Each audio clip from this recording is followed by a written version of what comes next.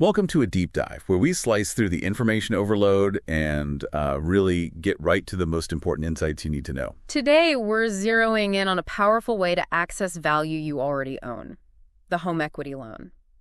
It's a significant financial tool, and the material we've dug into is all about navigating it effectively. Yeah, and our mission for you in this deep dive, it's really to cut through the complexity of finding the right provider for that loan. We want you to walk away feeling, confident and well-informed about unlocking the equity in your home. Exactly. We're going to start by making sure we understand exactly what a home equity loan is, explore the landscape of places you can find one. The different types of lenders. Right. And really dig into the crucial numbers like rates, fees, and what lenders look for to qualify you. And then, critically, equip you with the knowledge to spot and avoid potential pitfalls. Red flags. Okay, sounds good. Let's unpack this stack of information and ensure you're ready to find a home equity loan provider that truly fits your financial picture. So let's kick things off with the absolute fundamentals. When we talk about a home equity loan, what exactly are we dealing with here? Okay. Think of it as borrowing a lump sum of money, right? And you're using the equity you've built up in your home as collateral. It's often called a second mortgage because, well, It basically is one. it effectively is, yeah. It's another lien on your property sitting right behind your primary mortgage. And that equity we're talking about, that's just the difference between what your home's worth now, market value, and how much you still owe on that first mortgage, isn't it? Precisely. As your home value goes up or, as you pay down your mortgage, your equity grows. Now, it's really essential to be clear about one thing right away. A home equity loan is not the same as a HELOC. Ah, yes, the home equity line of credit. Mm-hmm. The material definitely highlights this difference. So the loan is that single lump sum you get up front. Right. And it typically comes with a fixed interest rate. So your payment is usually the same predictable amount each month for the whole loan term. Exactly. Predictable. HELC, on the other hand, it works more like a credit card that's, well, attached to your home equity. You get access to a revolving line of credit up to a certain limit. So you can draw money out as you need it. Yeah, borrow and repay funds as needed, but only during a specific draw period. And HELCs usually have a variable interest rate. That means your payments can change over time, based on market rates. Okay, that's a key difference. And lots of lenders offer both, right? Mhm. So the first step for you is really deciding which structure fits best. Predictable lump sum or that flexible credit line. Depends what you need the money for. Right. So once you've got a handle on the type of product you want, the next question is, where do you actually go to get one? The material breaks down the different kinds of places you'll find these loans. Okay, yeah, you've definitely got options. They're the big, familiar names, traditional banks. What's the gist there? Banks, well, they often offer competitive interest rates, and they have that established history, that trust factor. Sure. The flip side, though, is they might have somewhat stricter rules for qualifying, and sometimes the whole process can feel a bit slower. Okay. Then you have credit unions. My impression is they're often more community-focused. Kind of different vibe. They typically are, yeah.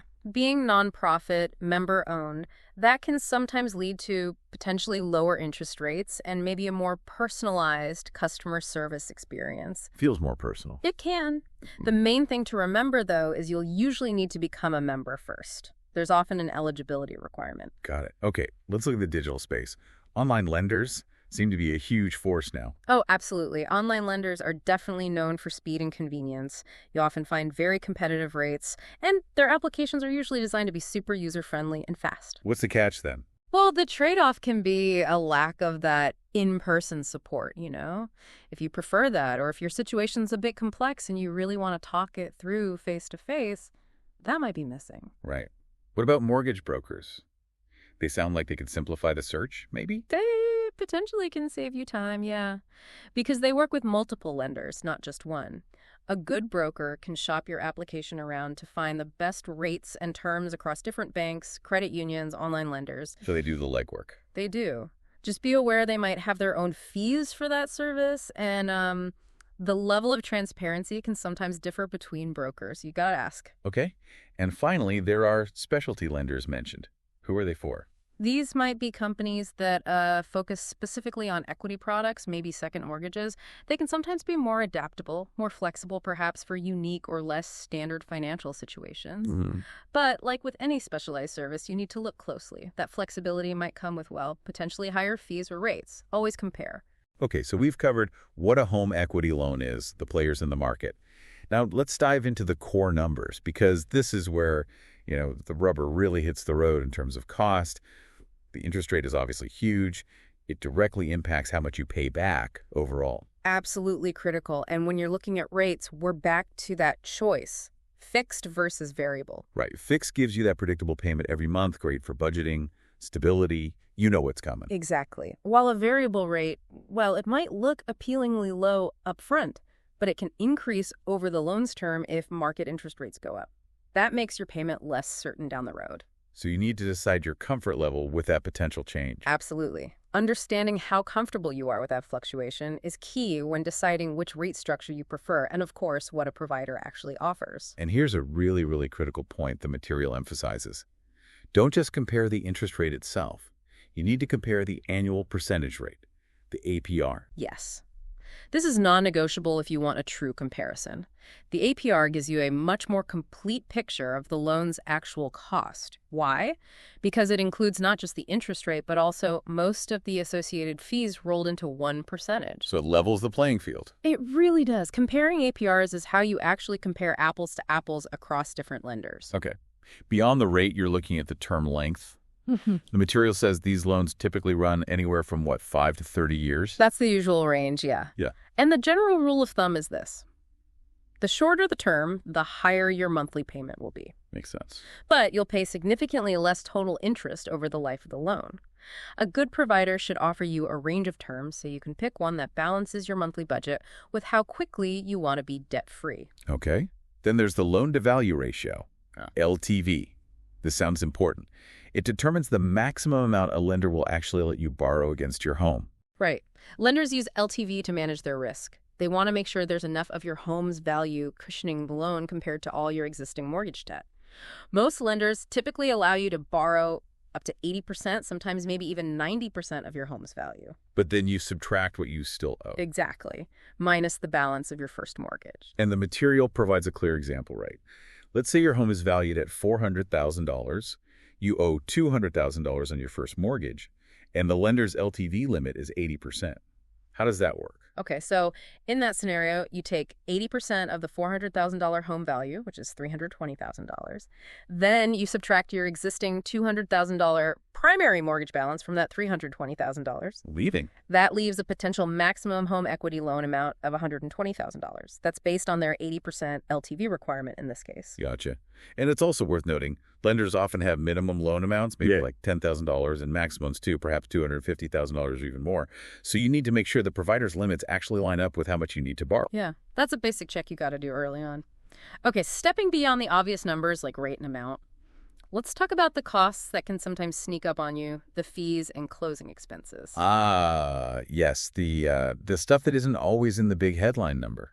The material really stresses that these fees can seriously inflate the overall cost of the loan, and you absolutely must get a full breakdown from any potential lender. No surprises. This is so critical. The common fees you're likely to bump into include an origination fee, just for processing the loan itself, an appraisal fee to get your home officially valued. Right. A title search fee to confirm you actually own the property free and clear, relatively speaking. A credit report fee. And then fees for things like attorney review or, document preparation. Wow. That sounds like it could add up really quickly. Yeah. The material points out that total closing costs can easily range from 2% to maybe even 5% of the loan amount itself. That's a significant chunk of cash you need to factor in. It truly is. Now, you might see offers out there for no closing cost loans. Sounds tempting, right? Very tempting. But the material cautions, these often come with a higher interest rate. The lender isn't usually just giving you a free pass on those costs. They're often recouping them by charging you more interest over the life of the loan. So you pay one way or the other. So you need to do the math on whether that trade-off makes sense for you. Exactly. Calculate the total cost over the expected life of the loan. Okay, so you know the loan type, you explored where to look, you understand the rates and the fees, but the big question is, can you actually qualify? What does the material say about what lenders typically require? Well, lender requirements can definitely vary, but there are some standard benchmarks you'll see. Your credit score is obviously a major one. What kind of score are we talking? While some lenders might accept scores maybe as low as 620 or perhaps 680, if you're aiming for the best rates and terms, you generally want a score of 740 or higher. That puts you in a much stronger position. Makes sense. And another crucial factor is your debt-to-income ratio, right? Your DTI. That's how much of your gross monthly income is already going towards paying off existing debt. Exactly. Lenders look very closely at this. They want to see a manageable DTI. The material suggests that a common requirement is 43% or less, though some lenders might go up to 50%, maybe depending on other factors like your credit score or equity. Okay. And proving you have a reliable way to repay the loan means showing stable employment and providing income verification, I assume. Pay stubs, tax returns. Yep. Lenders need to see that consistent cash flow. You'll need documentation. And the material notes that if you're self-employed, you might need to provide more extensive documentation, maybe 2 years of tax returns, profit and loss statements, that kind of thing. A few extra hoops. Potentially, yeah. And of course, you need that necessary home equity threshold we talked about earlier with LTV. You typically need at least 15% to 20% equity in your home just to be eligible to even apply in the first place. So you need some skin in the game already. Exactly. Okay, moving beyond the sort of strict financial numbers and qualification hurdles, the material emphasizes that a good home equity provider offers more than just a competitive rate. Things like service, speed, and flexibility are really vital too. Yeah, customer service and transparency seem really important here. You want a lender who is easy to actually contact, right? Yeah. Whether that's by phone, chat, email, maybe even having a physical branch, if that matters to you. Yeah. And they need a solid reputation. Definitely. Checking online reviews, looking at Better Business Bureau ratings, searching for consumer complaints, that's worthwhile homework. A transparent lender makes their terms clear. They're easy to communicate with throughout the whole process. No mysteries. And in today's digital world, the quality of their online tools can make a huge difference, can't it? Things like a user-friendly website, maybe a mobile app for managing the loan later, helpful calculators, and tools that let you pre-qualify easily online. They really do streamline the experience. And speaking of streamlining, speed and convenience are important for a lot of borrowers. Look for lenders that offer pre-qualification with a soft credit check. Why is that important? Because a soft check lets you see if you're likely to qualify and what rates you might get without impacting your credit score. A hard inquiry only happens when you formally apply. Ah, good tip. And how quickly can you actually get the funds? Does it vary a lot? It can vary significantly, yes. The material indicates the time from application to actually getting the money in your account can range from just a few business days with some online lenders to maybe several weeks with others. So if you have a specific timeline, like for a home renovation starting soon, definitely ask about their typical funding time up front. Good point. Finally, consider flexibility and repayment options. One big question is about prepayment penalties. Like, will you be charged extra if you want to pay off the loan early? That's a huge one. Reputable lenders typically don't charge prepayment penalties on home equity loans these days. You should be able to pay it off early without getting dinged. Definitely confirm that. That's a relief. Yeah. Also, maybe look for things like flexible payment dates or maybe discounts for setting up auto pay from your checking account. Easy online account management. Yeah, those little conveniences can make managing the loan much simpler over, 5, 10, 15 years. And the material even mentions that some more flexible lenders might offer options like a loan recast or refinancing down the line if your financial situation changes significantly. Good to know. It's also worth just quickly asking about any special programs or offers a provider might have, right? Sometimes there are little perks. Yeah, sometimes lenders offer extra things that could add value. It's worth asking about. Look for things like potential interest rate discounts if you set up automatic payments from one of their checking accounts, for example. Or maybe loyalty discounts if you're already a customer. Exactly. Or loyalty discounts if you're already a longtime banking customer with them. They might also have special rates available for specific groups, maybe veterans, seniors, sometimes low-income borrowers, or they might offer incentives like bundled services or even occasionally cash back offers. Does it hurt to ask? Never hurts to ask if any special programs apply to you. Okay, now we get to a really critical section, arguably one of the most important takeaways from all this material we looked at. Knowing what warning signs, what red flags to look out for when you're evaluating a potential provider. Yes.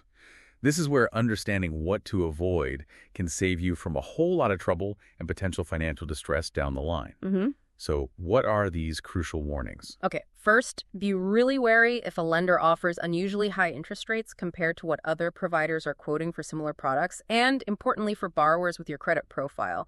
That's a definite signal to investigate further, or just walk away. What about pressure? Like pressure to borrow more money than you actually need? That sounds like a classic bad sign. It absolutely is. A lender should be focused on your needs, not theirs.